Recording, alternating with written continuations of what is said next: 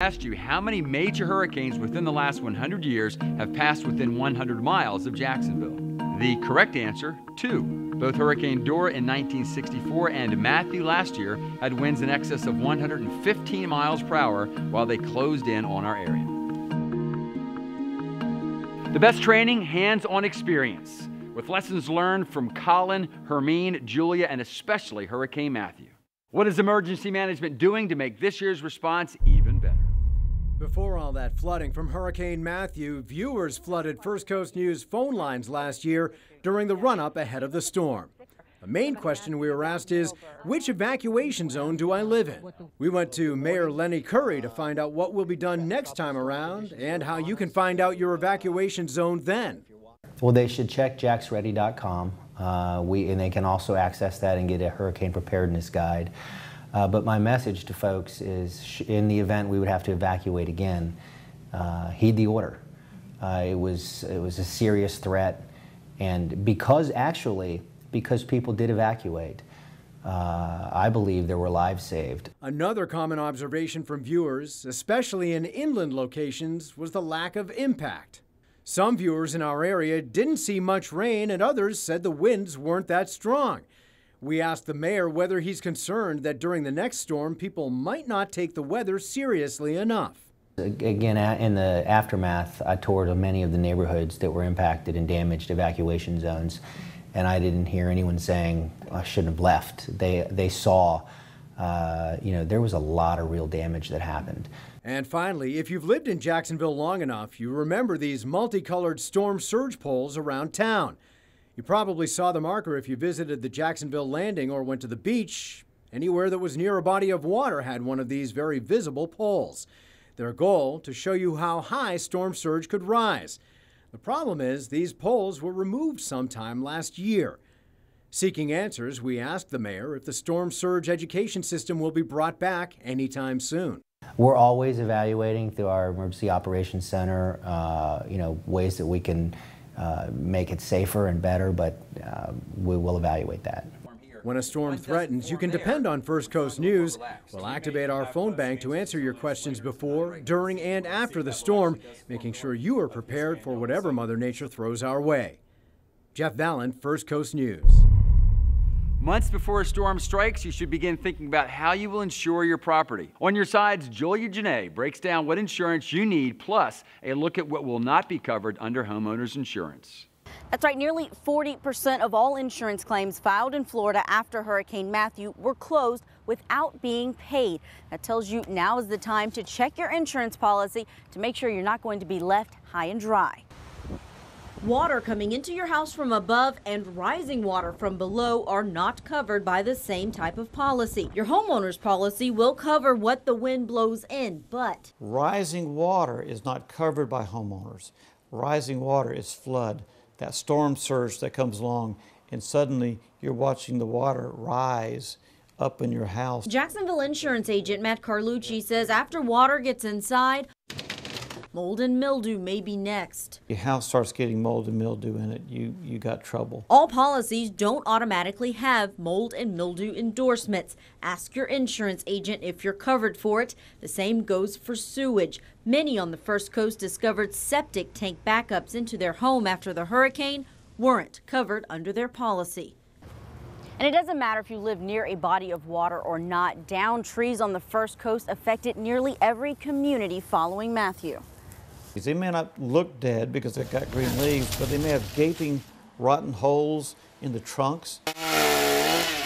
That's why it's a good idea to check the health of nearby trees now and prune and cut them if needed. It will be less than if you wait and it falls on your home or your neighbor's home. If a problem tree near your home is on city property, notify officials in writing.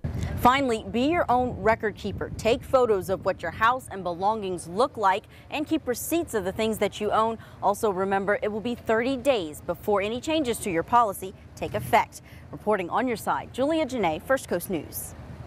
The choices where to buy supplies are endless, but with so many retailers, which ones provide the lowest costs? Ken Amaro and the On Your Side team went shopping to get you answers. Our area is dominated by large grocery store chains for First Coast shoppers. Many of us aren't devoted to brands, but we're loyal to low prices.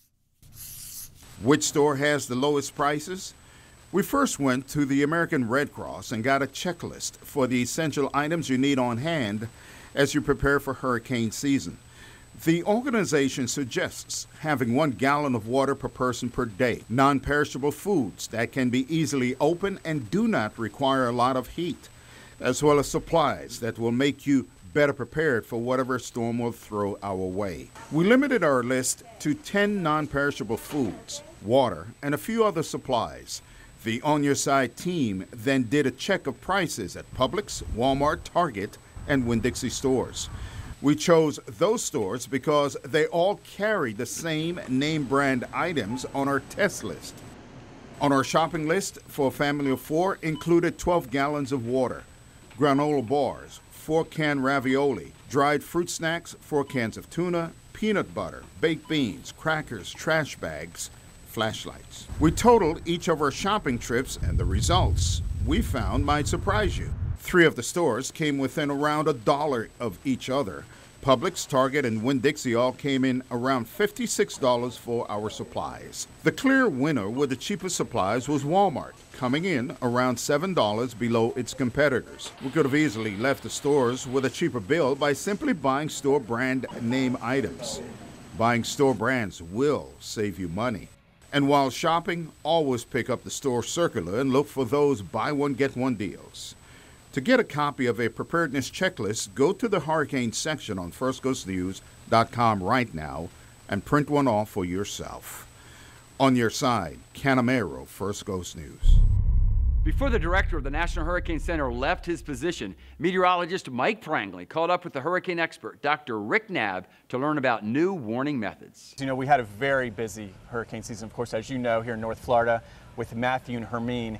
And what I found interesting is some of the lessons we learned from those storms are also helping us to keep people safe in the future as far as how to disseminate to the public when to evacuate, what to think about, and what to do during these storms. What couple things can you pick out that we learned during Matthew, Hermine, Julia that could help us for this season and the upcoming years? Yeah, we all learned so much from past tropical storm and hurricane events, and getting together now in the hurricane off season with National Weather Service and National Hurricane Center folks, emergency managers, media partners, and others, first responders, to talk through what happened, and not only what can we learn if a similar event was to happen again, what can we learn and do better next time, but knowing that our product suite is changing, the next hurricane or tropical storm might behave a lot differently, might be a bigger threat, might be worse. Matthew was not the big one for northeastern Florida. We all need to be thinking about what we can learn from the past events to prepare for what could be a worse event in the future. Next time around, will Jacksonville Beach be as lucky?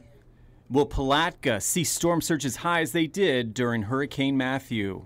Now, we asked Dr. Rick Knabb if a storm takes the same path as Matthew, would we experience the same effects? Well, just think about all the people in your family and how many different personalities all the family members have. Hurricanes and tropical storms are the same way. The next hurricane or tropical storm that threatens northeastern Florida is going to have a different personality, completely different DNA, and might bring wind, water, or both to your community that's far worse than Matthew or anything else has brought to where you live. So don't prepare for the next hurricane by assuming it's going to behave like the last one. And the next one could be very different. And Matthew stayed offshore. The center was not ever on the coastline in Florida. You take the track, you bring it right over the communities of northeastern Florida as a major hurricane, you're talking about much worse storm surge, a lot of wind damage. Maybe a slower moving storm, a bigger storm, could produce much heavier rainfall and inland flooding. I fear for what could happen in a scenario like that if people don't prepare for it in advance. So don't think that you have experienced the worst that hurricanes can bring to northeastern Florida. When is it too late to leave before the worst of a storm arrives? We'll tackle when local bridges shut down coming up next. As we send you to break, another trivia question. A tropical storm becomes a hurricane when winds are sustained at?